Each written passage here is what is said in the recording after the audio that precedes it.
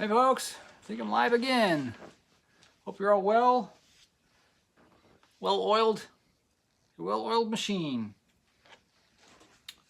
A little behind schedule today. My violin is in alto violin tuning. I'm going to say that every week until it sticks.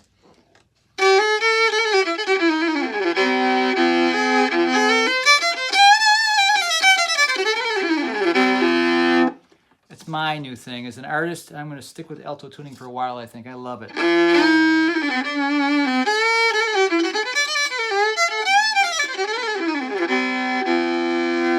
Love that lower thing. It's not as low as the viola. It's not 5-string violin. It's somewhere in between violin and not somewhere exactly. It's a step and a half lower. Now, as I talked a little bit about last week, as I become more and more enamored with this tuning,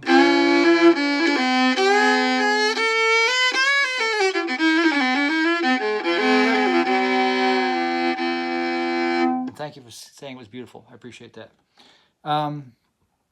As I become more enamored with this tuning, I realize technically strings are not made to be this tuning. They're a little floppy feeling and a little duller maybe. They don't have the zing. So I may go with a cheaper string actually to give it a little more zing. Maybe a steel core string that's normally just for students. I'll have to experiment with that and bring it to you as I have time. It's not a high priority for me right now, but the other thing I'm doing with my Outlaw Fiddle instruments is I've designed a neck that's a little bit longer scale. Not a viola scale, you know, the violas go, you know, 14, 15, 16, 17 inch, you know, there's a few different inches of difference in there. This would just be maybe 3/4 of an inch longer. It'll give it the string a little more place to stretch, and it might brighten it up a little bit. I'm going to experiment with that as I develop it. I'll let you folks be first to know. It's kind of weird playing a fiddle tune like Gravwalk.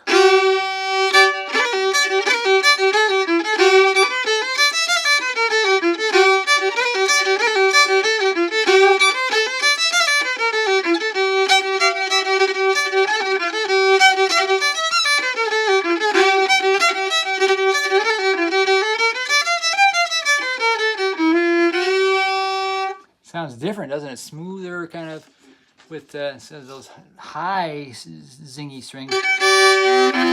That's a unique sound. As an artist, you can do this. If you're designing your own thing, your own sound, your own approach, this is the way you can go. If you're sitting with a band, it's problematic for sure.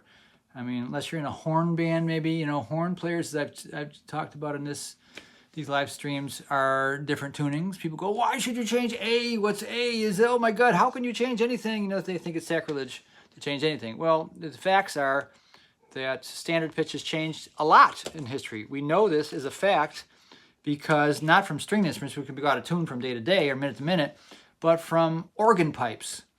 They know that the A in this church, in this town, in this time, in this year was this long and it made this pitch when it was A. And it's different A than it is today. Now, are they a lot different? No. You know, like in 1630, it was, you know, maybe 415, which violins, the Stradivari shape was made when standard pitch was that low, or 417, some people think. And the volume of air in the cavity is optimized for that A string.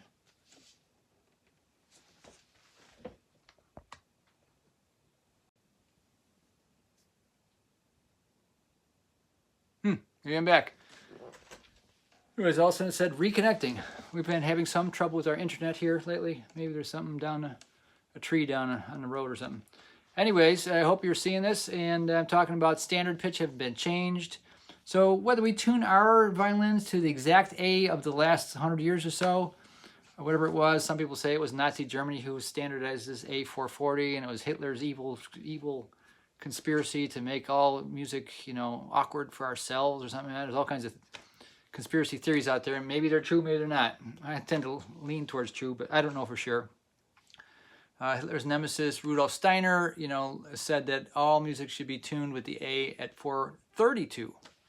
There's a lot of 432ers out there, and there is a lot of math behind this. The distance from here to the sun has 4 3s and 2s, and the distance between here and the moon is somehow 432. There's a brilliant guy, Robert Grant, who has all this He's brilliant, and he has all these things of why we should tune our music to 432, and he's not a musician, I think. So there's something to it, maybe. You know, I say just play music. But I like the tone, I like the pitch of it, personally. And it makes me feel different. It makes the violin sound a little different. It makes it sound thicker, doesn't it?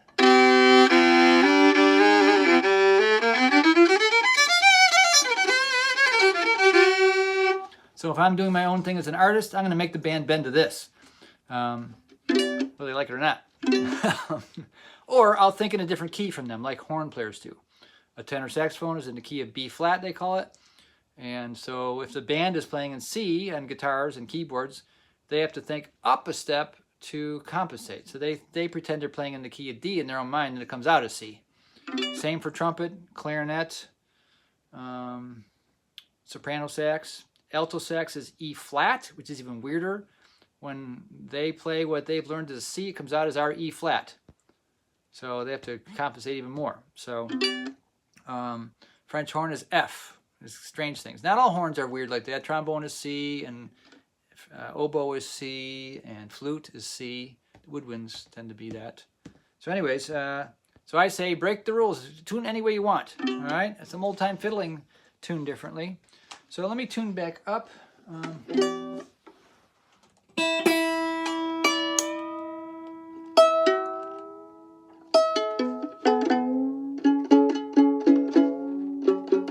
That guitars in tune, I'm not 100% sure.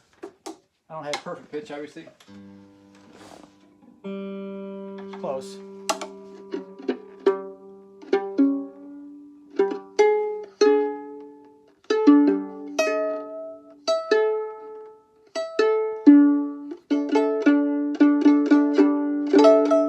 I love my kneeling tuners. All right. So to be fair, I'll tune like you tune, unless we're going to do a premeditated thing. So let me play that at the beginning of the gravel walk with the standard tune.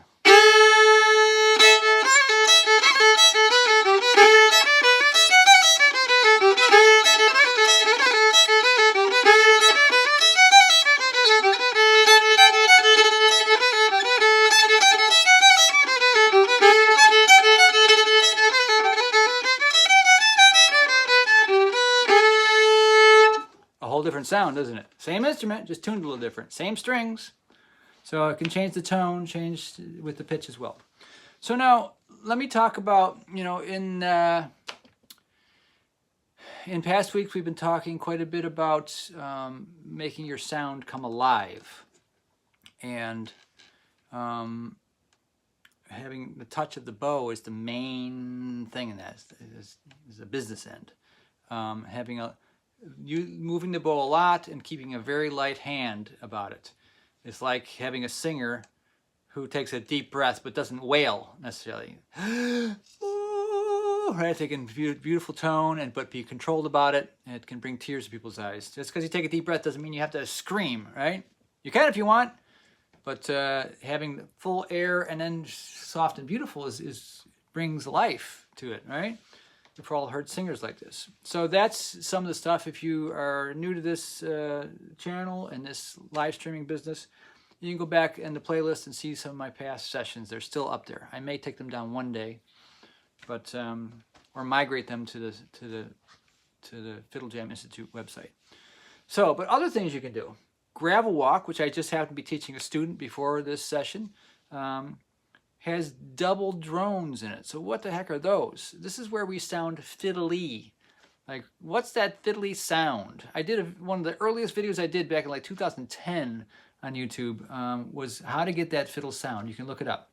I think it was good content, but I'll talk about that now a little bit until my next student comes. I have to keep an eye on the time. But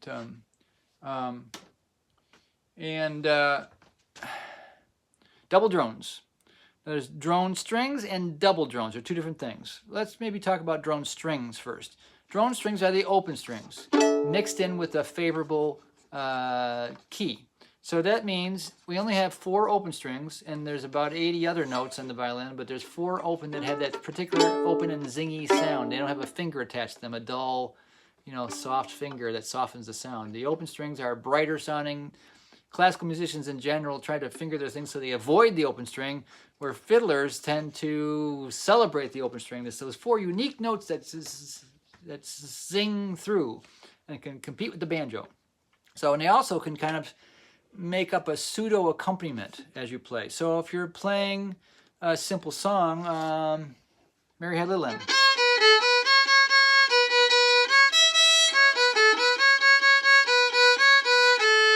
That's in the key of A. So the best drone notes to go with is the name of the key, in this case A, and it's 5th. That's always the magic ticket. So the root, the A, and it's 5th. So what's the 5th of A? A, B, C, D, E. Open E. We happen to have it. The violin is tuned in 5ths. So if you're in the key of A, you can add open A if possible, but we're fingering on open A to do Mary Had Little Lamb, so we can't. So let's put open E as an alternate.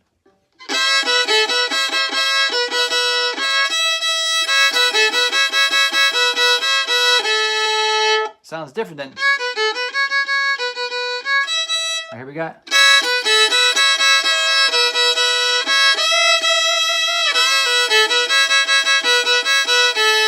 A lot of tune there, but what I did was the double drones, the next subject.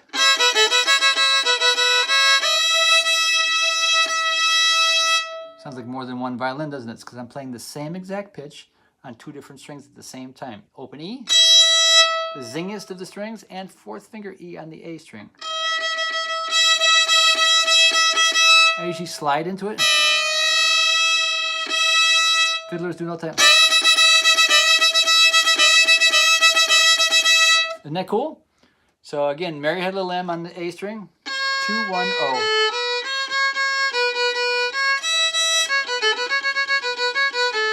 With a drone string.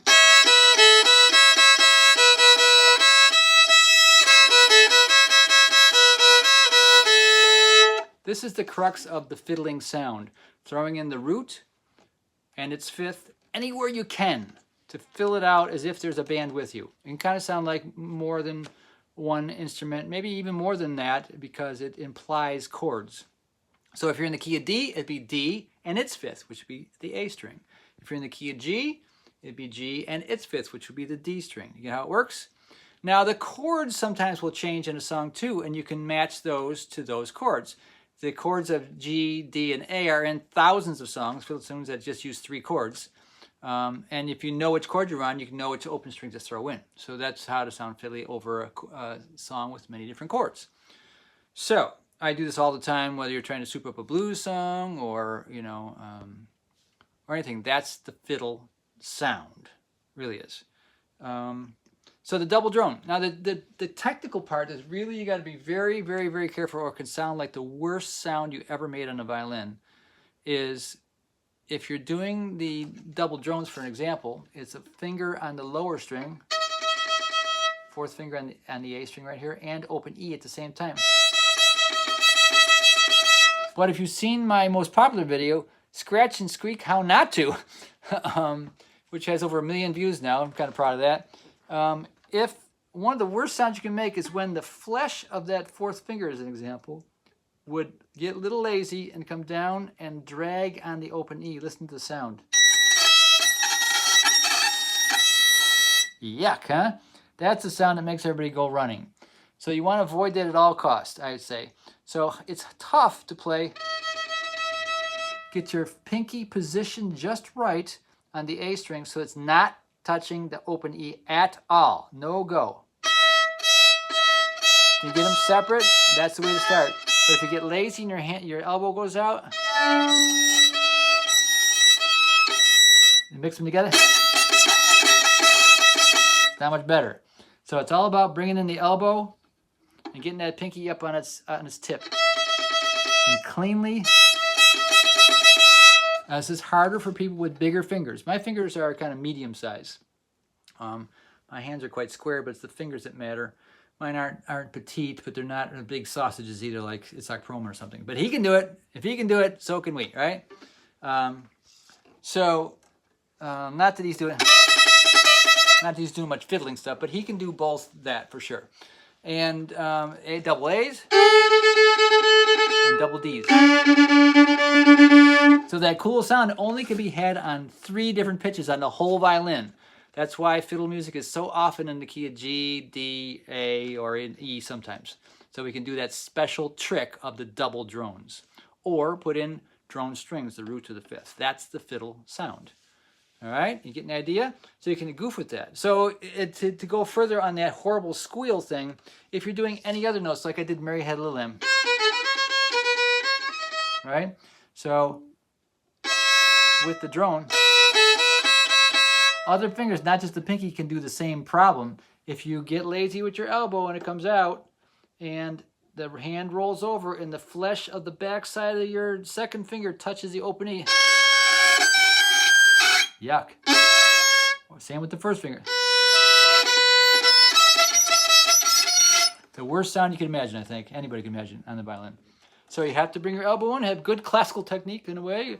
Stand up straight, you know, you have to be able to reach for it, at least for those techniques. If you want to put your fiddle down here and slouch a bit and not use the pinky and jam your wrist up into the neck, like a lot of fiddlers do, that's okay. But you still got to be clean and get that finger out of the way, and so it doesn't touch the next open string. You still have to be clean no matter how you personally hold the instrument or do it. I was personally trained classically, so I got the classical technique, and but I abandoned classical a long time ago. That's part of my story as well. So still play it just for fun once in a while at home. And so I hope this is a benefit to you. I hope these sessions are a benefit to you. I ran the sale this week. Sorry if you missed it. I took it down on, a couple days ago. And more than a couple days ago. I can't believe how these days fly by. Are they flying by for you? Is time changing, or are we all just getting older? I don't know. I think time is changing. Some of the metaphysics that I'm into. Time might be actually flexible. I don't know. Do you think time is linear? It always goes the same speed all the time, and it's just us that think it's different, or does it actually change? I don't know. It seems like it could be a fluid, flexible thing. Like it actually goes faster, and we connect with a slower time later. I don't know. It's kind of weird. But I know every week goes by, it's like, whew, I can't believe I'm taking the garbage out already. It seems like I took the garbage out 2 days ago, and it was last week already. Are you feeling those things too? Life is going by in a hurry. So it's hard to keep up with all the things we want to do. Hard for me to keep up with all the things I want to do. Making fiddles, teaching lessons, you know, paying the bills, everything. It's not necessarily easy for any of us. So wish me luck. I still need to get the chat thing on a separate screen. I don't have the technology figured out for that yet. I haven't spent the time on it. Maybe someone out there can help me, give me a lesson on it, but so I can watch chats and get people more involved. But I am happy with these live streams. It seems that people are liking them as well, and I see more and more people coming to the site and taking part in courses and the general library. The general A to Z library in the FiddleJamInstitute.com site is a couple hundred lessons in there, from fiddle tunes, how to sound fiddly, how to, you know, play jazz. It's based on the core tenet of the cornerstone of it is improvisation, how to be creative, be your own self, be free, as I've said before. So it's I'm going to redo it one of these days. It's to center around the freedom factor a little harder, but it's all there, and it's sorted in by style, by key, by you know, playing level. There's the 3 different levels, what I call the jammer, the gigger, and the artist levels. You can look up, you can sort lessons by all these different filters. So if you want to be kind of self-serve, join up. It's only $29.95 a month at this point to get access to all the lessons in the A to Z library. There are some courses as well, some standalone courses, the blues course, the music mechanics course for violin, and of course the Fiddle Jam 101 course, which goes beyond the book. The Hell Leonard book is around here somewhere. Maybe you've seen it. It's what got all this started. It was out about 20 years now. Kind of proud of it. Still selling all over the world. Wish I could sell a few more. I could stand a few more royalties. But I'm proud of it that it's out there. It's on my resume, and I'm glad for it.